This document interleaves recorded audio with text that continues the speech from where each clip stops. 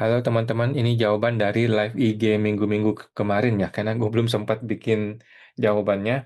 Jadi sekarang kita akan langsung share ke teman-teman semua pertanyaan-pertanyaan teman-teman yang belum terjawab ya. Ini dia dimulai dari live IG tanggal 12 Januari kemarin. Ada pertanyaan dari Bapak Johannes Chen. Apakah dividen BBCA, apakah sudah net? Jawabannya itu masih bruto ya, masih bruto karena Bank BCA maupun saham-saham yang lain itu sudah tidak lagi memotong PPh dividen ya. Nah, PPh dividen itu diserahkan kepada kita sendiri. Nah, apakah kita mau investasikan atau tidak diinvestasikan? Kalau uang dari dividen itu kita investasikan, contohnya beli saham lagi atau di RDN, di deposito, di tabungan, beli rumah dan sebagainya, maka dividen itu bebas pajak dengan syarat kita laporkan selama 3 kali berturut-turut ya di menu e-reporting investasi dividen di Cortex. Nah, kalau kita tidak mau investasikan, kita mau pakai buat beli makan, buat belanja dan sebagainya, maka itu kita mesti bayar pajak 10% PPh final dividen, bayar sendiri ya, manual, tidak dipotong oleh pihak Bank BCA-nya. Oke, thank you Pak Johannes, semoga terbantu. Pak Johannes Cuen, mohon maaf kita belum terjawab ya. Kita akan jawab di YouTube. Ada Ibu Nino Wijaya. Tanya kok, waktu mau isi bunga deposito, tetapi disuruh masukin NPWP pemberi bunga. Apakah saya harus minta ke bank? Jawabannya betul ya, minta ke bank. Bank mana NPWP lu ya? Lebih tepat adalah minta bukti potong. Lebih tepat tuh minta bukti potong kepada pihak bank, nanti mereka akan terbitkan bukti potong. Itu lebih betul ya. Tetapi eh, kadang-kadang kalau nggak dikasih, ya udahlah kita cari di internet deh. Ini banknya NPWP-nya berapa sih? Gitu. Oke. Ibu Nino Wijaya, Bapak Bapak Serbaguna, kapan terakhir cetak NPPN untuk final pribadi? 31 Maret, Pak ya. 31 Maret tahun ini dan dicetak setiap tahun di awal tahun ya. Jadi sekarang juga cetak supaya Bapak nggak lupa. Thank you Pak Serbaguna. Semangat terbantu. Serbaguna, Ibu Ibu Suciawan Jani, mau laporan reinvestasi dividen, harus isi nomor NPWP pemberi dividen. Dapat dari mana nomor NPWP-nya dan kenapa di portal saya alur kasus tidak nampak, mohon bantuannya. Oke. Pertama minta ke banknya langsung ya, telepon ke Halo BCA-nya, tanya mana MPP lu, atau tanya ke cabang banknya, atau minta di Google juga bisa, cari-cari di Google ya. Nah, kalau enggak sih dikosongin aja lah, kalau emang mau cepat ya. Nah, kemudian mengenai alur kasus tidak nampak, dicoba aja Bu. Ini mungkin gara-gara korteksnya yang error ya, kan korteksnya masih ada-ada ya, jadi dicoba terus. Oke, thank you Bu Jani, semoga terbantu. Suciawan Jani, kemudian ada Ibu Skandro, Bapak Skandro, NPWP istri sudah ditutup dan ikut suami. Saat ini SPT tahunan, bagian harta seperti saldo rekening bank, apakah yang dimasukkan total saldo bank suami dan istri atau suami saja cukup? Jawabannya dua-duanya, Pak ya. Jadi punya suami, punya istri, ataupun atas nama anak, tetapi uangnya si orang tuanya, maka masih dilaporkan di SPT-nya si suami ya. Dan dilaporkannya detail Pak, jangan ditotalin semua tabungan sekian gitu. Kalau bisa ya, kalau bisa detail per nomor rekening. Oke, thank you Pak Skandro, semoga terbantu. Bapak Skandro, kemudian Bapak Bapak Willy, bukan PT perorangan kok yang tadi. Apakah masih boleh menggunakan 0,5% selama 4 tahun? Makasih kok. Tadi apa ya?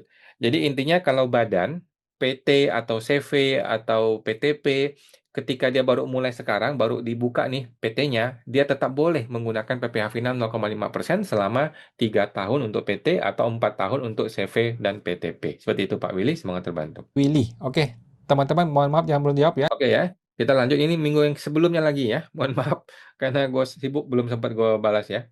Ini Bapak Innova, kok untuk laporan SPT untuk obligasi pemerintah, apakah nilai akhirnya bisa sama dengan nilai perolehan pemerintah?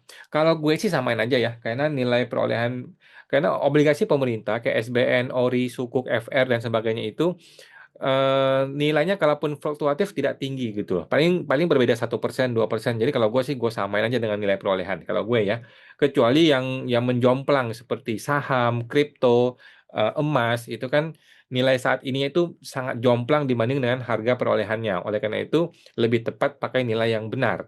Kalau obligasi pemerintah ya cuma beda-beda tipis lah. Kalau gue sih gue samain aja. Thank you Pak Innova, semoga terbantu. S21, kita tampung dulu ya Pak ya. Ada Ibu Katarina Gunawan, bagaimana lapor SPT harta bangunan yang sudah diwariskan kepada anak sebesar 0,25%, sisanya kepada istrinya almarhum. kecil amat 0,25. Mungkin masih 25% kali ya. Oke, jadi gini, bagi si almarhum kan sudah lepas ya harta ini ya. Nah, kemudian si anak itu hanya melaporkan bagiannya dia saja. Kalau dia dapat 25%, ya udah dia lapor 25% aja gitu. Kalau harga rumah itu perolehannya 1 miliar, dia cuma dapat 25%, berarti kan 250 juta. Ya udah, dia lapor 250 juta aja. Sedangkan si istrinya almarhum dapat 75% kan, dia lapor 750 juta nilai bangunan itu di rumah dia, di SPT dia. Jadi satu buah objek bisa dilapor di beberapa SPT orang karena masing-masing orang punya bagian masing-masing, gitu ya. Thank you Bu Katarina, semoga terbantu. Ibu Katarina Gunawan, Bapak Bapak Ibu Kristi, kok maaf lanjut tadi kalau tetap lapor masing-masing juga nggak masalah ya. Boleh-boleh aja. Dan status tetap nihil, ini suami istri ya? Boleh ya. Harus cek list MTPHK. Betul ya, kalau istri punya NPWP sendiri dan lapor sendiri, maka dia perlu centang ya, minimal PH atau MT. Walaupun tidak ada perjanjian tertulis, kalau nggak ada perjanjian itu namanya MT ya. Atau kolom PHMT dikosongkan. Harus diisi ya. Kalau dia punya perjanjian pisahatan namanya PH. Kalau dia tidak punya perjanjian pisahatan namanya MT. Oke, thank you Bu Kristi, semoga terbantu. Kristi 9, Ibu. Bapak FNC News, apakah untuk STP yang telat lapor yang muncul di Cortex itu seharusnya masih dapat relaksasi? Dan sudah buat keberatan. Apakah tidak masalah kita mengajukan keberatan? Boleh Pak ya, boleh keberatan, boleh juga minta pengurangan, boleh juga minta pembatalan juga boleh ya, silakan diajukan. Kalau diterima ya bagus, kalau ditolak Bapak boleh mengajukan lagi atau boleh upaya hukum ke pengadilan. Oke, thank you Pak FNC News, semoga terbantu. Ada lagi nih Pak FNC News. Lalu jangka waktu penyelesaian apakah lama kok? Permohonan penghapusan atau pembatalan STP itu bisa maksimal 30 hari ya. Cuma dalam prakteknya ya bisa aja berbulan-bulan. Bapak FNC News, Oke. kemudian Ibu Mira, Ibu penghapusan aktiva karena terbakar. Selisihnya ke COA apa? Selisihnya ke beban ya, ke beban. Jadi mungkin eh, beban aktiva rusak atau hilang atau terbakar ya. Kemudian ingat ya butuh bukti-buktinya ya. Lalu penggantian asuransi di jurnal terpisah, penggantian asuransi terpisah ya. Itu berarti kan ada penghasilan yang namanya klaim asuransi. Klaim asuransi tidak kena pajak. Jika beli baru digabungkan nilai buku dengan bagian yang tidak terbakar. Tidak. Start penyusutan pengganti. Oke, start baru aja Bu. Start baru aja ya. Jadi kalau beli baru, jangan digabung dengan yang lama kan jadi bingung tuh. Mending masukin sebagai aset baru saja. Oke, thank you Bu Mira, semoga Bu terbantu. Mirat 4724, Ibu 5, Bapak Bapak Uning Nurjanah, Ibu ya. Jika MPP suami dari awal tidak lapor, apakah statusnya aktif atau tidak? Belum tentu ya, bisa aktif, bisa tidak. Jadi sebaiknya sih diproses ya. Kemarin aktivasi konteks nama suami muncul di konteks saya sebagai istri, dan apakah bisa MPP suami yang dinonaktifkan? Bisa-bisa saja sih. Ya kalau gue pikir sih gini, Bu. Eh, di Indonesia itu mengatur prinsip kepala keluarga itu suami di Indonesia ya. Jadi menurut gua laporin aja deh suaminya deh. Jadi suami dan istri masing-masing punya MPP, ya udah masing-masing lapor aja nggak apa-apa. Walaupun lapornya nihil kan nggak apa-apa ya, cuma setahun sekali kok, cuma klik klik klik klik, lanjut lanjut lanjut udah selesai lapor aja gitu. Jadi kalau mau di NE boleh ya, kalau mau diajukan NE non aktif atau non efektif ya boleh boleh saja. Thank you Bu Uni Nurjana, semoga terbantu. Unik Nurjanah, Ibu ya. Ibu Ibu Lima Hawati, apakah perusahaan baru dapat menggunakan? 5 Hawati, Ibu 5 Hawati, Oh, kemudian nggak kebaca tadi ya. Bapak Ibu Febri Damayanti, jika bukti potong tabungan dari bank tidak dilaporkan karena nilainya kecil, akibatnya apa? Ya, paling disuratin AR ya, ditanyain, Pak, kami menemukan, Ibu, kami menemukan bukti potong nih, kok nggak dilapor? Ya paling gitu-gitu aja sih. Oke, thank you Bu Febri, semoga Ibu terbantu. Febri Damayanti, Ibu Limayati, apakah perhitungan biaya penyusutan untuk perusahaan baru boleh menggunakan metode double declining? Saya rasa boleh. Saya rasa boleh. Cuman harus konsisten ya, harus konsisten. Setahu saya di pajak itu mengakui dua kok, mengakui garis lurus dan juga double declining juga boleh diakui oleh pajak. Cuman konsisten ya, konsisten. Dan jangan tiba-tiba berubah lagi. Oke, kalau saya sih lebih pikir lebih gampang garis lurus aja lah ya. Jadi negara tidak ributin gitu loh. Kalau double declining kan takutnya AR-nya ribut gitu karena dari awal kan kita seolah-olah lebih untung gitu kan. Oke, thank you Bu Lima sama teman-teman. Ibu Lima Hawati, Ibu Dan Lina apakah harus Lima, mengajukan pengajuan ke KPP? Saya rasa enggak. Saya rasa kalau baru pertama kali maunya pakai double declining, saya rasa enggak perlu pengajuan ya, langsung aja. Thank you Bu Lima, semoga terbantu. Hawati, Bapak Bapak Jeffrey, bagaimana cara lapornya di SPT penerima dan SPT pemberi hibah dari orang tua ke anak? Terima kasih sebelumnya. Oke, saya agak lupa ya gimana ceritanya ini Pak Jeffrey. Intinya sih kalau hibah itu satu bikin dokumen hibah dulu, boleh pakai notaris, boleh tidak notaris. Yang kedua, si pemberi hibah hilangkan dari SPT-nya harta tersebut. Yang ketiga, si penerima hibah laporkan di hartanya dia, terima hibah. Dan juga laporkan ada penghasilan tidak kena pajak yang namanya hibah. Itu aja sih. Oke, thank you Pak Jeffrey, semoga terbantu. Bapak S. Jeffrey, kemudian Pak Deddy Sidarta, luar biasa ya.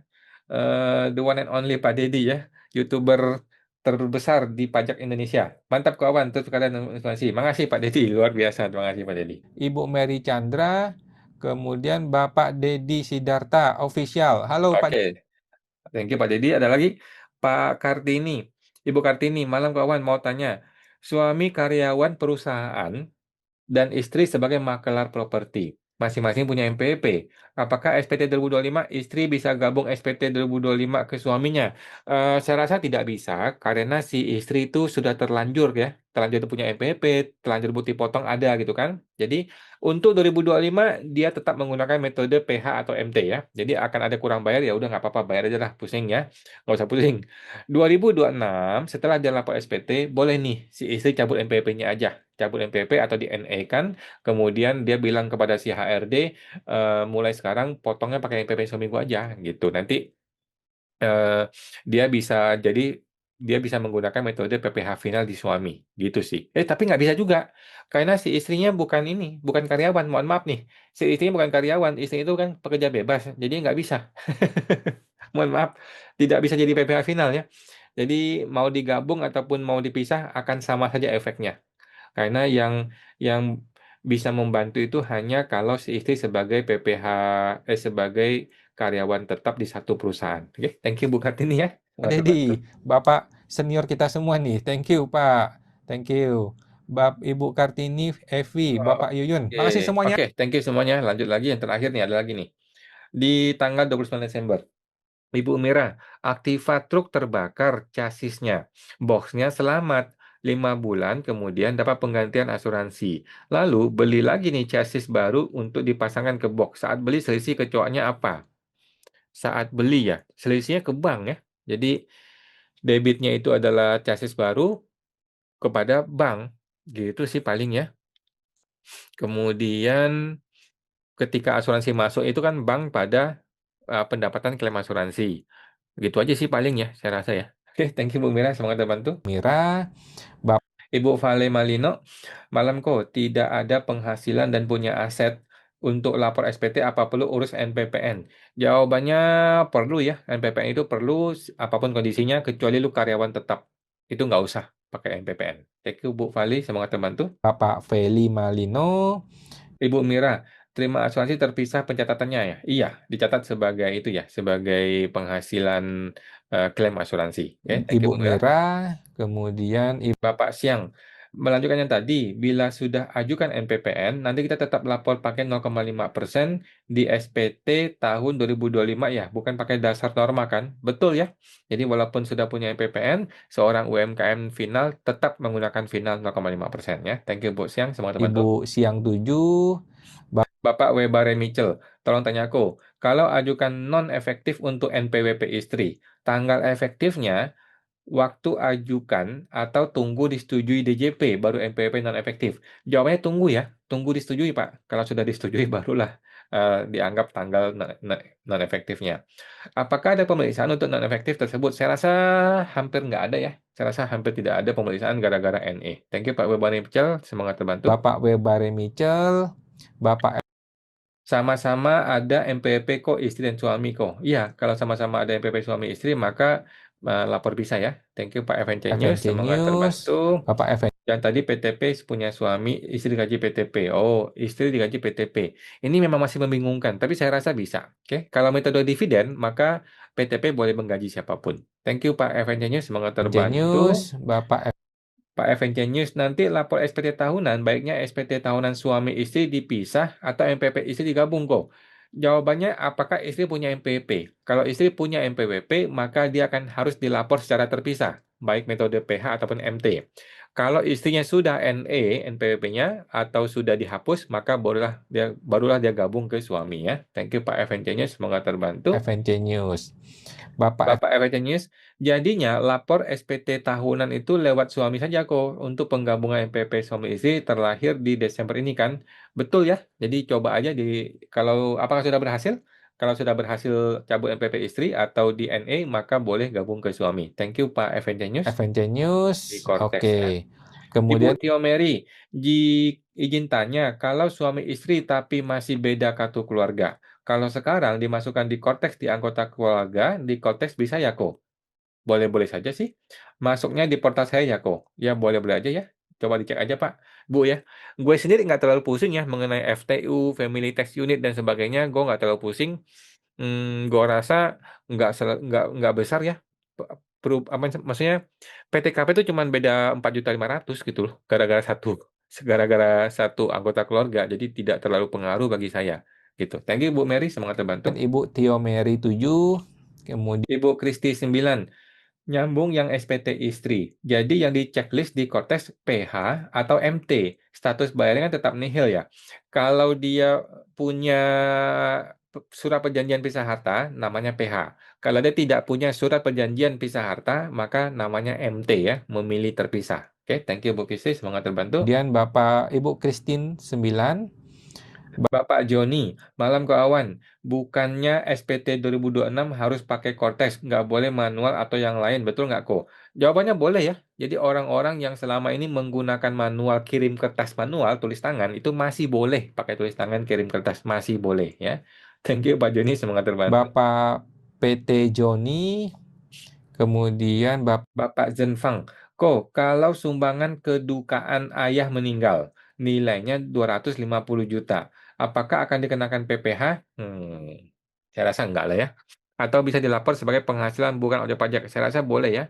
Boleh dilapor sebagai bukan objek pajak, tetapi kan nilai gede nih. Orang pajak pasti bertanya, ini betul nggak sumbangan kedukaan? Jangan-jangan lu dagang, gitu kan? Nah, kita masih bisa menciptakan dalil atau argumen atau bukti ya, bahwa itu memang betul-betul sumbangan dari almarhum yang meninggal. Oke, thank you Pak Zeng. Semoga terbantu. Pak Zengfang 24, Ibu Tio Mary, izin tanya, kalau suami istri masih beda kartu keluarga, sekarang mau dimasukkan di konteks suami bisa nggak? Oh tadi sudah ya, bisa. Ibu Coba aja. Tio Mary, Ibu Kristi, kok kalau untuk UMKM 0,5% MPPN dan MPPN, bagaimana membedakan menghitungnya cara melaporkannya di konteks? Oke, jadi gini, kalau ibu adalah seorang pedagang murni yang menggunakan UMKM 0,5%, maka NPPN cukup dicetak tetapi udah nggak usah diapa-apain lagi.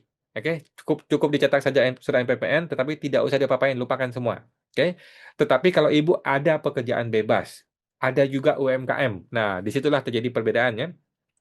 Untuk UMKM kena 0,5% final, untuk pekerja bebasnya menggunakan MPPN yang sesuai dengan tarif norma di Per 17. Oke, thank you Bu Kristi, semoga terbantu. Bapak Kristi 9, Ibu, Bapak Bapak Sihol, kok ada warisan tanah bangunan di SPT almarhum belum pernah dilapor, tetapi di peralihan ke anak tetap bayar 2,5% tidak bisa free. Menurut saya bisa ya, bisa. Coba aja ditanyakan kepada si yang minta bayar 2,5%. Kenapa masih bayar? Kan ini warisan, gitu loh. Kalau dia bilang belum dilapor di SPT almarhum, tanya dasar hukumnya apa? Memang ada dasar hukum yang mengatakan harus dilapor di SPT almarhum? Tidak ada ya, jadi harusnya masih bebas. Oke, thank you Pak Sihol, semoga Sihol terbantu. 0910, Bapak Jos Wiwaha, makasih kok. Pak Oke. Jos dan Ibu Siang. Pak Siang. Thank you semua teman-teman ya yang Oke, thank you teman-teman ya. Kita akan live Instagram tiap hari Senin jam 8 malam. Teman-teman ingat kita ada webinar tanggal 24 Januari 2026 ini ya, jam 10 pagi. Teman-teman tinggal daftar di webinarpajak.com ya, www.webinarpajak.com. Oke teman-teman, sampai jumpa. Semoga terbantu.